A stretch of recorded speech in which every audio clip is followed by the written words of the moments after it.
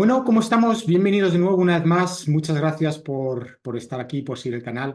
Hoy vamos a hacer una crítica constructiva de las zonas de entrenamiento.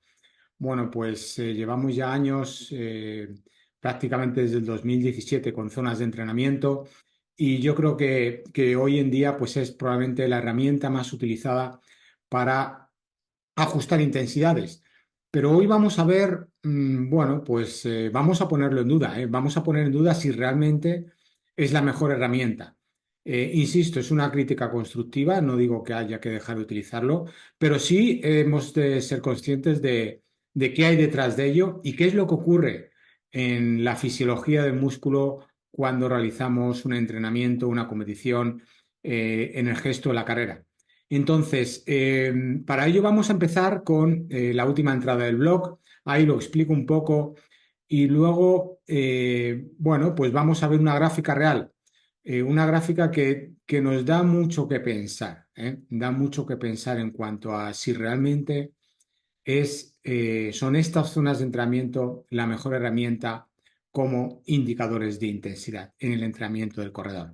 Vamos allá y especialmente hoy lo vamos a ver en un corredor de montaña.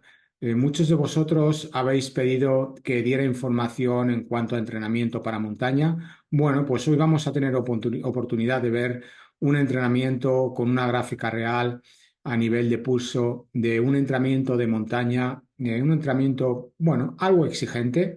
No, no es una competición, pero sí es exigente, de prácticamente 5 horas de entrenamiento, ¿eh? Y vamos a ver lo que ocurre a lo largo de esas 5 horas y a partir de ahí determinamos si realmente es viable el utilizar las zonas de entrenamiento como ajuste de intensidad.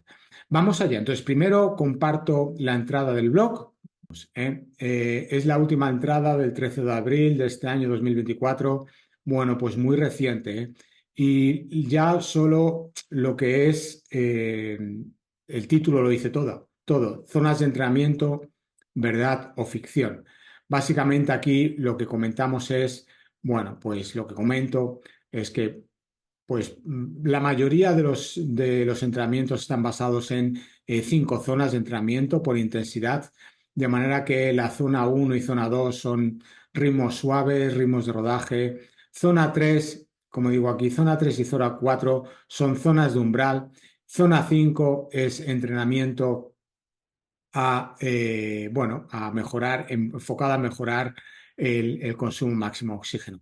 Pero incluso hay otras variables, como es de 3 zonas, que es el que yo más utilizo. Aquí básicamente sería zona 1 rodaje, zona 2 umbral y zona 3 consumo máximo de oxígeno. Pero también hay 7 o incluso hasta 9 zonas de entrenamiento. Y todas ellas, independientemente de que elijamos la herramienta de 5 zonas, 3 zonas, 7 zonas, 9 zonas, me da igual, todas ellas van sin un objetivo y es la mejora del metabolismo de la célula muscular. Y como sabemos, el metabolismo depende del oxígeno, de manera que, bueno, frente a una deficiencia de oxígeno, frente a condiciones de más intensidad, el oxígeno deja de ser bueno, pues altamente asequible para la célula muscular, de manera que entra en procesos de metabolismo anaeróbico y ahí es donde, bueno, pues es el entrenamiento anaeróbico, entrenamiento a alta intensidad, entrenamiento a consumo máximo de oxígeno, incluso a mayor intensidad. Pero básicamente todas se basan en el metabolismo en base a la presencia, no la presencia porque el oxígeno siempre está presente, pero en base a la disponibilidad de la célula muscular de ese oxígeno. De manera que si la célula tiene más disponibilidad a ese oxígeno, hay un metabolismo más enfocado hacia las grasas, más glucolítico, pero aláctico, es decir, sin generar lactato, y conforme aumentamos la intensidad, ¿qué es lo que ocurre? Pues que la célula muscular tiene menos accesibilidad al oxígeno, hay menos oxígeno, hay menos porcentaje de saturación de oxígeno muscular, este baja porque la célula muscular demanda mucho oxígeno y como consecuencia entramos en metabolismo anaeróbico. Bueno, todas las zonas de entrenamiento están basadas en este concepto. Y a partir de ahí entramos en, bueno, pues dos indicadores importantes. Ya no son las zonas de entrenamiento, porque realmente las zonas de entrenamiento medidas por ritmos serían un indicador externo, sino en dos indicadores internos. Uno es el pulso y otro es el porcentaje de saturación de oxígeno muscular, que es realmente el que nos va a determinar hacia qué vías metabólicas va a utilizar la célula muscular para generar energía en forma de ATP y de esa manera poder realizar la contracción muscular y generar el movimiento, el gesto de la carrera. Entonces, tenemos vamos a decir, tres condiciones, ¿no? Una en donde el porcentaje de oxígeno muscular aumenta, es decir, ¿por qué? Porque hay más oxígeno del que realmente la célula muscular está utilizando, de manera que la célula muscular recibe más oxígeno del que realmente utiliza. Esto sería, bueno, pues en reposo o incluso en rodajes muy, muy, muy suaves. Otro es, bueno, si en lugar de una subida vemos una bajada del porcentaje de saturación de oxígeno, eso implica que la demanda de la célula muscular es mayor a que realmente el oxígeno que le llega, y con lo cual el porcentaje de saturación de oxígeno baja. Esto sería en condiciones de intensidad de entrenamiento, en ritmos de intensidad. Y finalmente, un tercero en donde la línea del porcentaje de oxígeno muscular es estable, es decir, lo que le llega a la célula muscular es prácticamente lo mismo que utiliza, con lo cual el porcentaje de saturación de oxígeno muscular ni sube ni baja. Bueno, y a partir de ahí tenemos el pulso. ¿Qué es lo que ocurre? La pregunta es, si este porcentaje de saturación de oxígeno muscular es un indicador de hacia qué metabolismo utiliza la célula, es decir, si hay un porcentaje de saturación de oxígeno alto, la célula muscular utilizará un metabolismo más hacia lo que llamamos zona 1 en un modelo de 5 zonas, zona 1, zona 2. Si el porcentaje de saturación de oxígeno se mantiene, más o menos estaríamos en, bueno, zona 3, zona 4, bajo umbral. Y si baja es porque entramos en metabolismo más anaeróbico, en zonas de consumo máximo de oxígeno, en donde la célula muscular está demandando mucho oxígeno y por lo tanto el porcentaje de saturación de oxígeno muscular baja. Luego, por lo tanto, es un indicador de qué metabolismo está utilizando la célula muscular. Y a partir de ahí podemos ver, bueno, vamos a ver qué metabolismo utiliza en un entrenamiento, en un corredor de montaña de aproximadamente un entrenamiento de 5 horas, vamos a ver qué ocurre con este indicador. Y a partir de ahí, bueno, en función de lo que ocurra, bueno, pues podremos interpretar esos datos para, desde esos datos, estructurar el entrenamiento en base a este dato y estructurar en función ¿de qué? ¿De qué indicador? ¿Zonas de entrenamiento? Bueno, ese es el objetivo de este vídeo. Realmente es complicado, vamos a ver cómo es complicado determinar si el individuo, la persona, el corredor de montaña durante estas 5 horas, fijaros, son 5 horas, no estoy hablando de 30 minutos de intensidad, son 5 horas de entrenamiento, vamos a ver qué ocurre con este indicador y a partir de ahí cómo podemos utilizar este indicador para estructurar el entrenamiento y si realmente las zonas de entrenamiento son viables para mejorar el rendimiento de este atleta. Entonces, con esta información vamos a ver, vamos a ampliar esta imagen y vamos a verlo. Bien, entonces, bueno, aquí lo tenemos. Tenemos a lo largo de un entrenamiento prácticamente 5 horas. Bueno, podemos descartar esta franja, desde las 2 horas 45 hasta prácticamente las 4 horas. Aquí, bueno, pues el indicador, en verde tenemos el porcentaje de saturación de oxígeno muscular medido a nivel del recto anterior del cuádriceps y en rojo tenemos el pulso. Y aquí en gris tenemos lo que es la altura, es decir, la altitud. Es decir, aquí vemos que, bueno, pues es una pendiente, sube, fijaros, en 40 minutos, 50 minutos aproximadamente, sube de 1.800 a 2.400 metros de altitud, luego hay una bajada, luego de no hay una subida, es decir, es un entrenamiento donde tiene subida, bajada, subida, bajada, subida y finalmente bajada.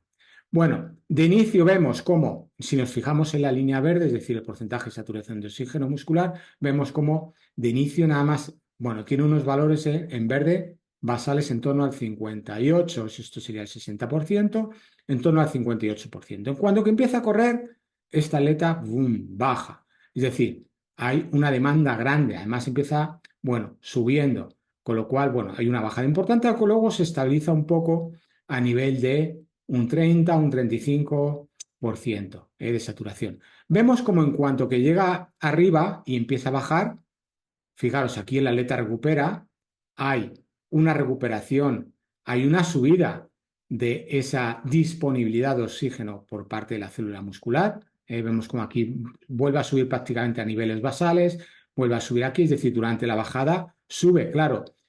Esto lo vemos en relación también con el pulso. Aquí el pulso va subiendo y aquí con la bajada baja el pulso. Si el pulso sube, el porcentaje de saturación de oxígeno muscular baja y viceversa. Si el pulso baja, el porcentaje de saturación de oxígeno sube. Pero vemos como hay aquí hay una de las cosas que más me llama la atención, uno de los aspectos que más me llama la atención es que hay grandes picos.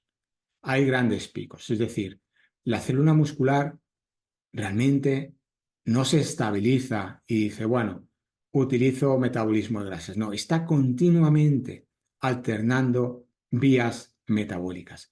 Y aquí es donde, con estos datos, a mí me surge la duda, la pregunta de si realmente el entrenamiento por zonas es eficiente, porque aquí estoy prácticamente en todas las zonas. Fijaros, aquí estoy en zona 1, cuando el atleta está prácticamente empezando a bajar.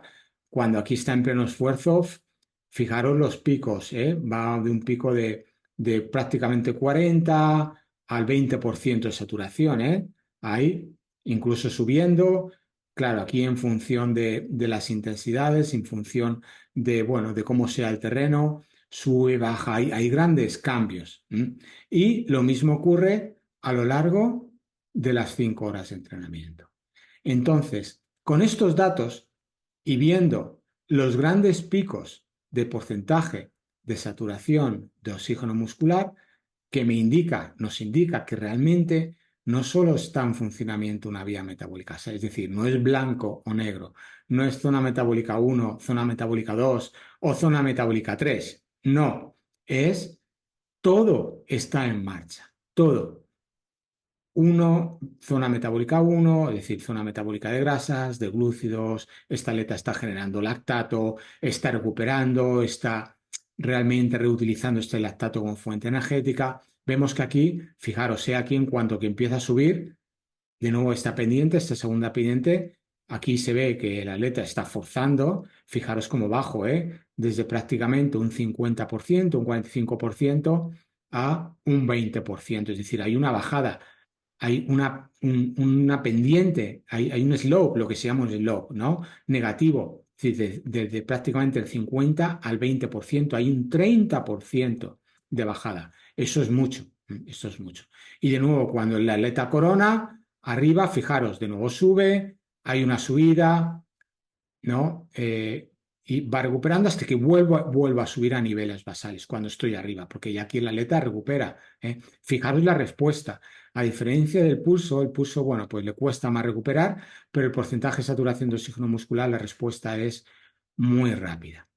Bien, muy interesante, muy interesante. Claro, con estos datos, en el blog, lo que digo, vamos a compartir de nuevo el blog.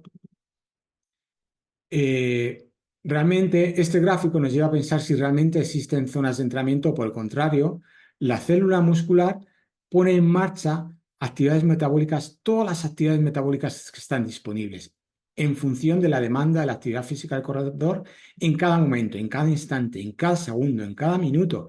Además, con grandes cambios de vías metabólicas incluso en poco espacio de tiempo. Es decir, hay, como vemos aquí, hay grandes cambios en poco espacio de tiempo. Luego, las zonas metabólicas.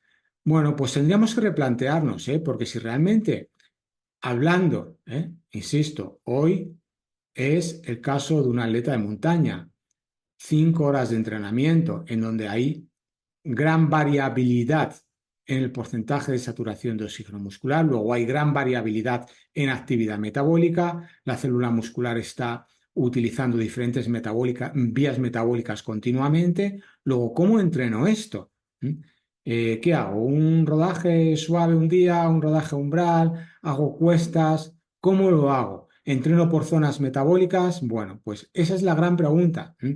Insisto, es una crítica constructiva hacia las zonas metabólicas, pero creo que tendríamos que replantearnos el sistema, tendríamos que ver si realmente ese entrenamiento por zonas es eficiente para este tipo de actividad de montaña y a partir de ahí, sobre todo y lo más importante, cómo lo podríamos mejorar. Bueno, súper interesante. Espero que os haya gustado una entrada en el blog y en el canal de YouTube sobre un entrenamiento de un corredor de montaña. Doy datos, doy mi opinión y a partir de ahí, pregunta es si deberíamos replantearnos el método, el sistema. Gracias, os agradecería enormemente que dierais el like, que os suscribierais al canal y por supuesto que dierais al like y que compartáis los vídeos con vuestros compañeros de entrenamiento. Gracias y mucho ánimo con ello.